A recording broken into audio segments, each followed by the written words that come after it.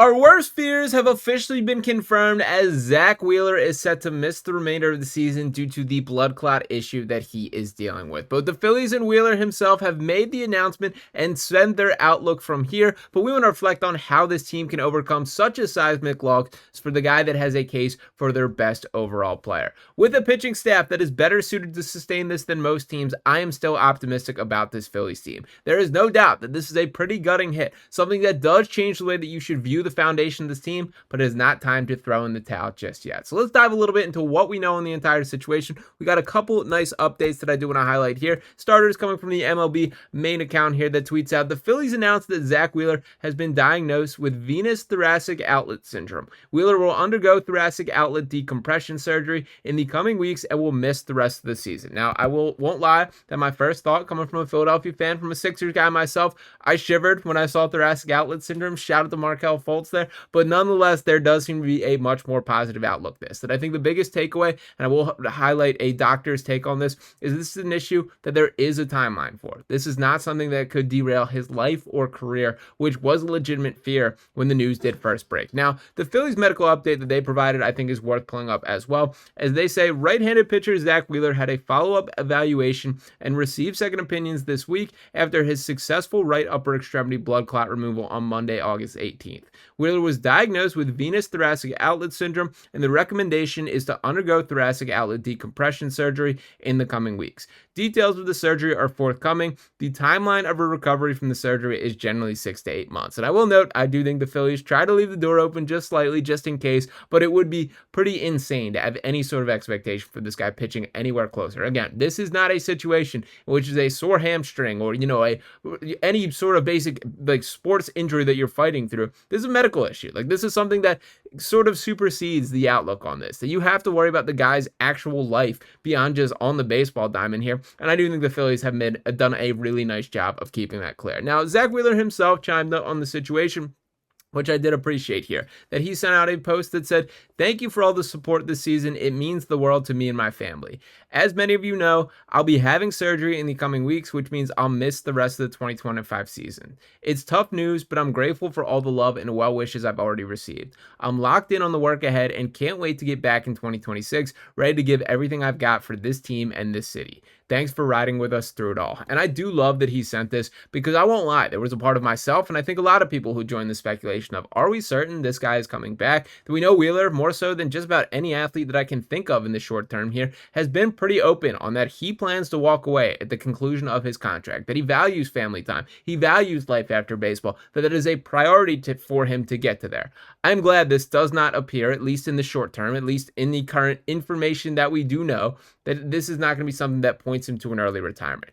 He's still got 2 more years under contract after the season. That after his age, he returns for all of next season and 1 year after, that we still have Zack Wheeler in a Phillies uniform, and he's still performing like one of the best pitchers in the league. Now, the doctor evaluation that I did want to pull up here, there's a lot of these sort of Twitter doctors running around. I've seen Jesse Morris's quite a few, and he tweets out, "Zack Wheeler, after suffering a blood clot in the upper extremity, parentheses shoulder, needing to undergo 2 different surgeries to properly address his venous thoracic outlet syndrome. Often these are caused by large scalene muscles, which then compress the vein nearby, causing blood clots to form. He will be out 6 to 8 months, and this could potentially threaten his spring training in 2026. Once again, the positive that I want to take here is all we're talking about is being late to spring training. This is not something that derails a career. And the more that I've read on this, one of the key distinguishing factors that is important to note here is this is an issue that dealt with his veins, not an issue that dealt with his nerves. That for an athlete specifically, for a pitcher specifically here, that would be a far more problematic recovery process there, and it is something that we do not have to worry about with Wheels directly. Is this in any way a positive for the current outlook for this Phillies team? Absolutely not. There is no replacing guy that, to give him his proper flowers, a dude that was truly in the race for Cy Young in the National League this year, and it is going to be an absolute bummer if he goes the length of his career without achieving that. But he pitched in 24 games this season, 149.2 innings pitched, has given up 19 home runs, struck out 195 with just 107 hits allowed. That comes out to 6.4 hits per 9 innings, a 2.71 ERA, and a .935 whip. That, yes, at the time of recording, he leads the entire National League in whip, leads the entire major leagues in strikeouts there. He's been that good. Now, I bring all this up to say that if any team was built to sustain the loss of an ace, I do think it is this Philadelphia Phillies team. And why do I say that with my chest right now? Is we got options. We got depth here. I know, it's hard. There is no way around cutting that Zack Wheeler was the assigned game one starter. But we got two guys, maybe three guys, that are ready to step up in a major way. And who those are exactly are Christopher Sanchez and Ranger Suarez. The third guy that I'm sort of keeping in the mix and have on the back burner that I want to see it, I want to believe, is Aaron Nola as well. But I do think Christopher Sanchez and Ranger Suarez are the guys. And I first want to start with Sanchez with a role and just talk about how cool it is to see the progression that what we've seen from him from year to year. Looking at Christopher Sanchez's role on this Phillies team in 2022, did not make the postseason roster. In 2023, the Game 4 starter. In 2024, Game 2 starter. In 2025, he will be the Game 1 starter of the postseason, whenever that is. And I don't think there are any ifs, ands, or buts about this. That Christopher Sanchez himself is right in the Cy Young race, and to highlight what he's brought to the table from a season-long perspective here, that we've seen him pitch in 25 games, a 733 win-loss percentage there, has thrown 157 innings, 169 strikeouts to 134 hits allowed.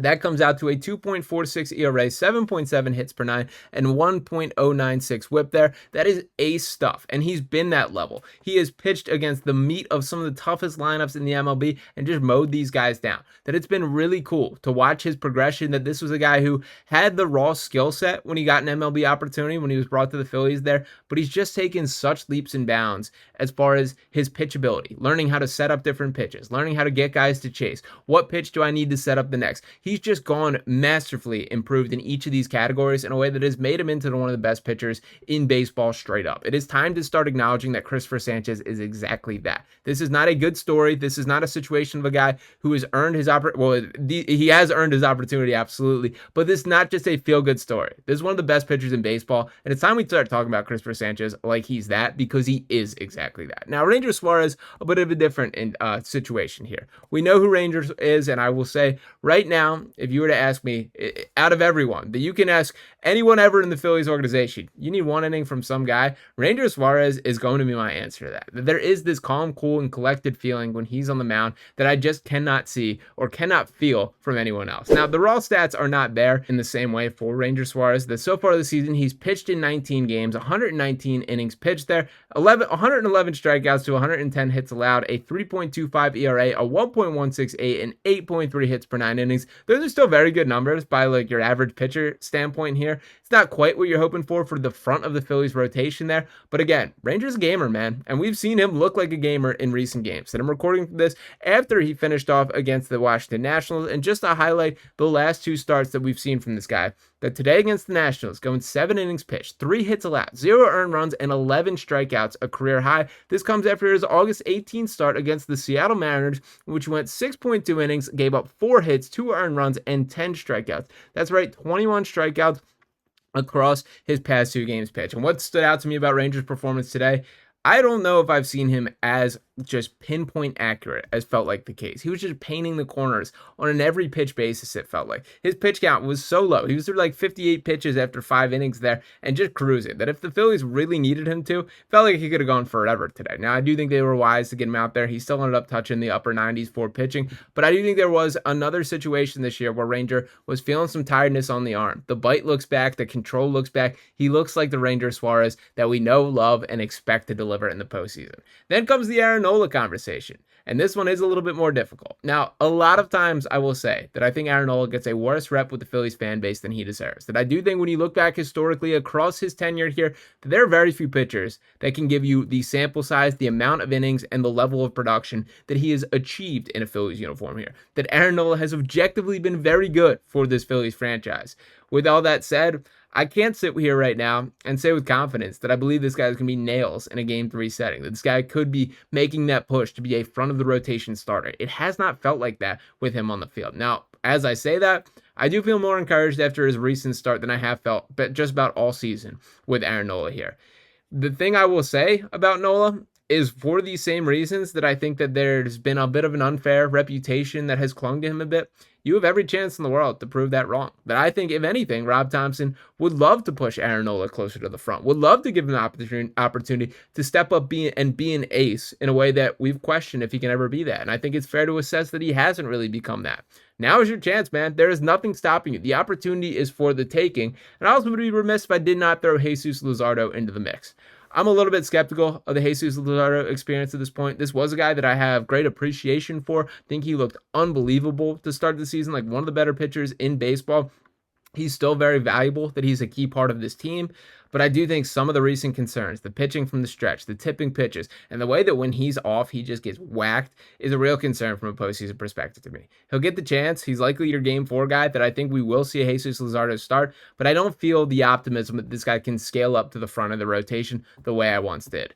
At a certain point, these all feel like first world problems. And when you look around the rest of the MLB, there are very few teams that you could make the case that still sort of have the same type of chance that the Phillies do when losing a player of Zack Wheeler's magnitude. That think about, and I know the Pirates aren't going to be a playoff team, but think about the Pirates without Paul Skeens. Or if you look at some of the other teams around baseball, and I bring up Paul Skeens because he is the guy that was seemingly on track to beat Zack Wheeler and Christopher Sanchez, or seemingly still is on track to earn that Cy Young Award. But think about if you were to take a pitcher of that magnitude out of some of these top contenders, they just don't look the same. The Phillies still got some bite to them. This is a team that's still going to intimidate a few and has a chance to make some noise. So to Zack Wheeler directly there, take all the time you need, get healthy. It sucks that this is how the season ends, but I do think that there should be optimism for his return. It is nice to see there's a clear timeline and that his health is fully within hand. And for this Phillies team, time to win it for Wheels, man. This is one of those buckle up, add the fuel to the fire, and rally around this guy. He's been your horse for quite a bit of time, one of the best pitchers in baseball throughout his entire Phillies tenure.